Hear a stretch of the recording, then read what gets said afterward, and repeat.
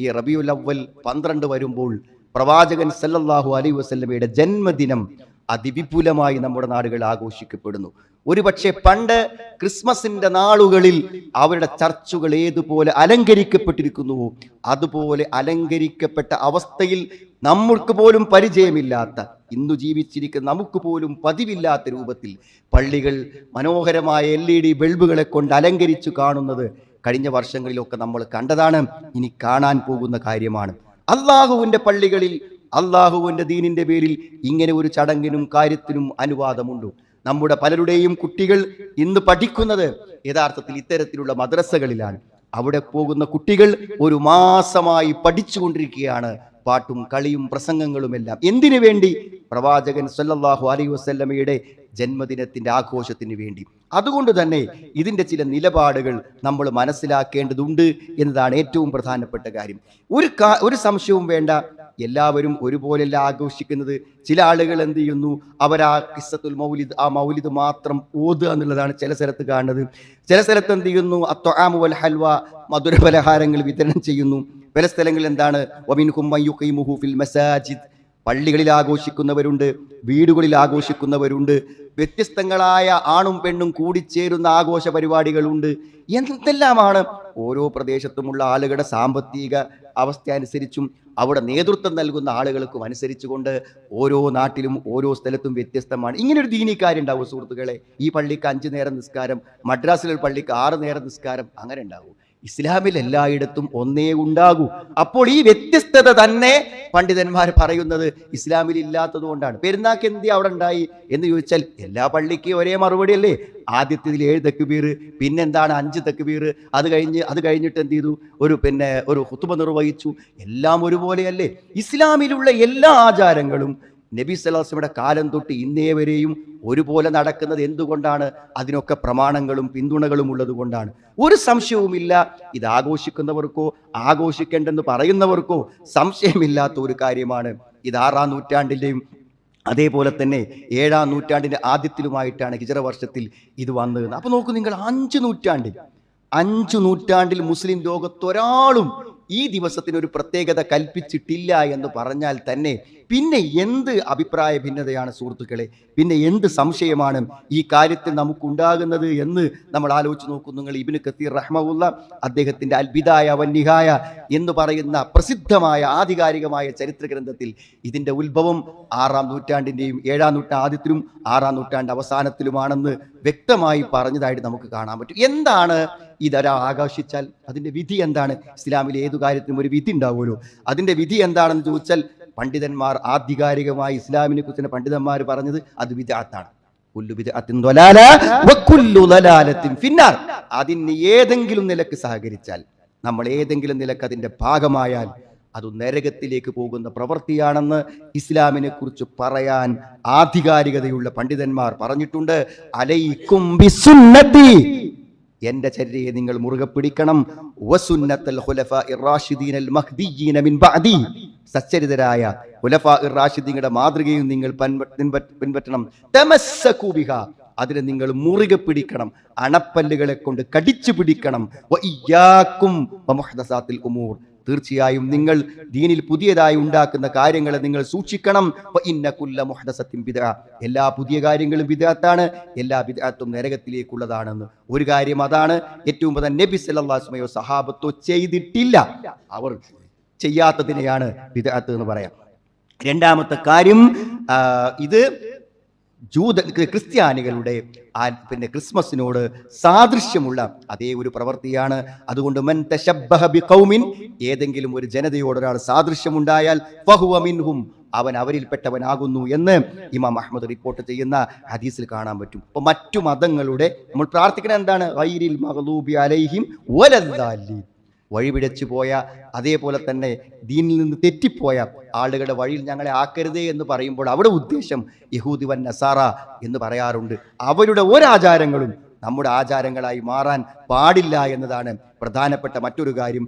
മൂന്നാമത്തത്, നബി സല്ലല്ലാഹു അലൈഹി വസല്ലമയെ മദ്ഹ് ചെയ്യുമ്പോൾ, പ്രശംസിക്കുമ്പോൾ അത് എത്ര വരെ ആവാം, അതിനു നബി സല്ലല്ലാഹു അലൈഹി വസല്ലം പരിധി നിശ്ചയിച്ചിട്ടുണ്ട്. വലാ തുത്റൂനി കമാ അത്റത്തിൻ നസാറ ഈസാ ഇബ്നു മറിയം, ഈസാ ഇബ്നു മറിയമിനെ പ്രശംസിച്ച പോലെ നിങ്ങൾ എന്നെ പ്രശംസിക്കരുതേ എന്ന് പറഞ്ഞു. ആ പ്രശംസകൾ, അതിര് കവിഞ്ഞു പോകുന്നിടത്തേക്കാണ് യഥാർത്ഥത്തിൽ ഇത്തരം ആഘോഷവേളകളിലും അതിൽ ചെല്ലുന്ന വരികൾ വായിച്ചാലും സൂക്ഷ്മമായി വായിച്ചാലും നമുക്ക് മനസ്സിലാകുന്ന കാര്യം.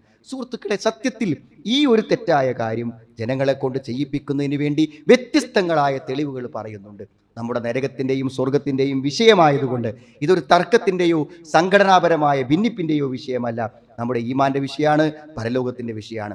ഒന്നാമത്തെ ഒരു വാദം എന്താണ് സുഹൃത്തുക്കളെ? ഇത് നബി സല്ലല്ലാഹു അലൈഹി വസല്ലമയെ തഅലീം ചെയ്യാൻ, ബഹുമാനിക്കുവാനുള്ളതാണെന്ന്.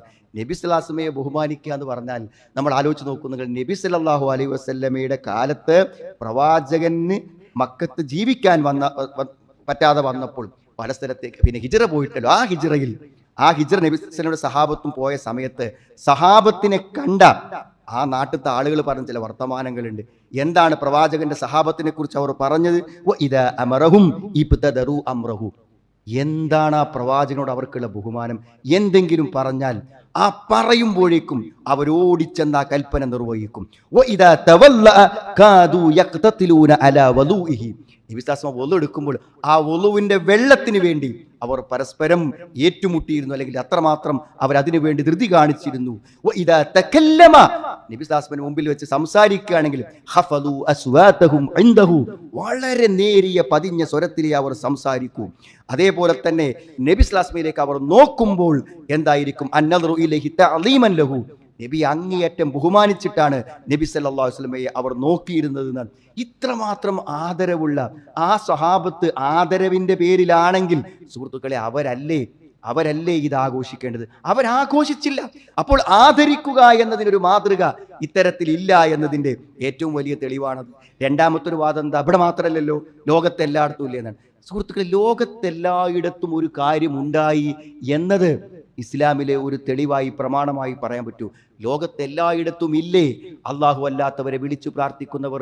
ഏതെല്ലാം തരത്തിൽ മഹത്തുക്കളെയും പുണ്യാത്മാക്കളെയും മറ്റു മതസ്ഥർ ആരാധിക്കുന്ന പോലെ ആരാധിക്കുന്ന രൂപങ്ങളില്ലേ? അതുകൊണ്ട് അത് ശരിയാവുമെന്നാണ്.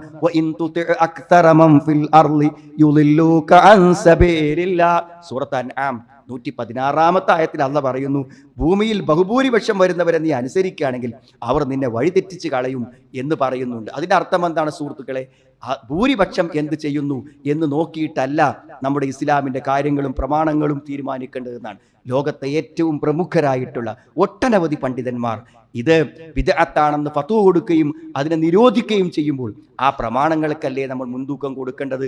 മൂന്നാമത്തെ ഒരു കാര്യം, നബി സല്ലല്ലാഹു അലൈഹി വസല്ലമയുടെ ആ ജന്മദിനത്തിന്റെ ഓർമ്മകളെ പുതുക്കുന്ന, നബി ജനിച്ചതിന്റെ ഓർമ്മകളെ പുതുക്കുന്നതിന് വേണ്ടിയിട്ടാണ് എന്നാണ്. സഹോദരങ്ങളെ, നബി സല്ലല്ലാഹു അലൈഹി വസല്ലമയെ നമ്മൾ മറക്കോ?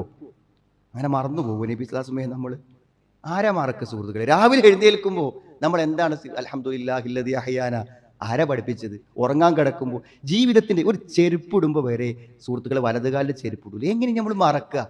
നബി സ്വല്ലല്ലാഹു അലൈഹി വസല്ലമയുടെ മാതൃകയെ ജീവിതത്തിന്റെ എല്ലാ രംഗങ്ങളിലും നമ്മൾ പിന്തുടരുന്ന ഒരാൾക്ക് ഏതെങ്കിലും ഒരു വർഷം, ഇപ്പം ഇവിടെ ചില മഹാന്മാരെയും ഭൗതികമായി ചിന്തിക്കുന്ന ചില ശാസ്ത്രജ്ഞന്മാരെയും ആൾക്കാരെയൊക്കെ ഓർക്കാൻ വേണ്ടി ഓരോ ദിവസം വെക്കും. അതേപോലെ നമ്മൾ ഓർക്കുന്നതാണോ നബി സല്ലല്ലാഹു അലൈഹി വസല്ലമയെ എന്ന് ഗൗരവത്തോടെ നമ്മൾ ആലോചിക്കേണ്ട കാര്യമില്ലേ?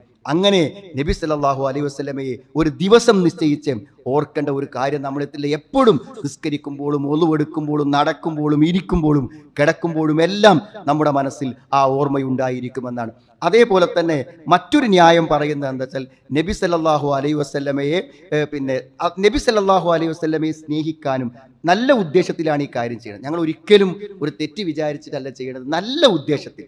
അപ്പോൾ ആ നബി സല്ലല്ലാഹു അലൈഹി വസല്ലമയെ സ്നേഹിക്കുക എന്നുള്ള ആ ഉദ്ദേശത്തിനൊരു കൂലി കിട്ടൂലേ എന്ന് സാധാരണ ചോദിക്കാറുണ്ട്.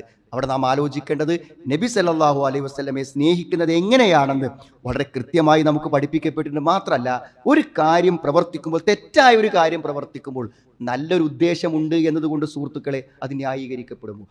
തെറ്റാണെങ്കിൽ അത് എത്ര നല്ല ഉദ്ദേശത്തിൽ ചെയ്താലും അതെന്ത് ചെയ്യും? തെറ്റായി തന്നെ വരും. അപ്പോൾ ഉദ്ദേശശുദ്ധി കൊണ്ടൊരു കാര്യം നന്നാകും എന്ന് പറയുന്നതിനും അടിസ്ഥാനമില്ല എന്നുള്ളതാണ്.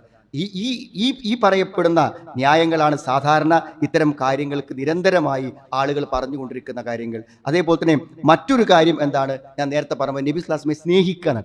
നബി സല്ലല്ലാഹു അലൈഹി വസല്ലമയെ സ്നേഹിക്കുക എന്നുള്ള ഈമാന്റെ ഭാഗമാണ്. നമ്മുടെ മക്കളെക്കാളും മാതാപിതാക്കളെക്കാളും ഒക്കെ നമ്മൾ നബി സല്ലല്ലാഹു അലൈഹി വസല്ലമയെ സ്നേഹിക്കണം. അതെങ്ങനെയാണ് നബിയെ സ്നേഹിക്കേണ്ടത്? മൻ അഹബ്ബ സുന്നത്തി ഫഖദ് അഹബ്ബനി. നബി സല്ലല്ലാഹു അലൈഹി വസല്ലമയുടെ മാതൃകകളെ ഏറ്റവും ശരിയായി ആരാണോ പിൻപറ്റുന്നത്, ആ പിൻപറ്റുന്നവർ ആ മാതൃക പിൻപറ്റുന്നതിലൂടെ നബി സ്വല്ലല്ലാഹു സ്നേഹിക്കുന്നതുകൊണ്ട് പ്രവാചകന്റെ ചര്യകൾ നമ്മൾ പഠിക്കണം, സുന്നത്ത് നമസ്കാരങ്ങൾ പഠിക്കണം, ദിക്റുകൾ പഠിക്കണം, ദുആകൾ പഠിക്കണം. നമ്മുടെ വേഷങ്ങളും രൂപങ്ങളും എല്ലാം നബി സല്ലല്ലാഹു അലൈഹി വസല്ലമയുടെ മാതൃകയായി സ്വീകരിക്കുവാൻ നമ്മൾ തയ്യാറാകണം. മറ്റൊരു കാര്യം സാധാരണ പറയാനുള്ളത്, നബിന്റെ സീറ പറയാൻ, നബി സല്ലല്ലാഹു അലൈഹി വസല്ലമയുടെ ചരിത്രം പറയാൻ അതിനുള്ളൊരു അവസരമാണല്ലോ എന്നാണ്.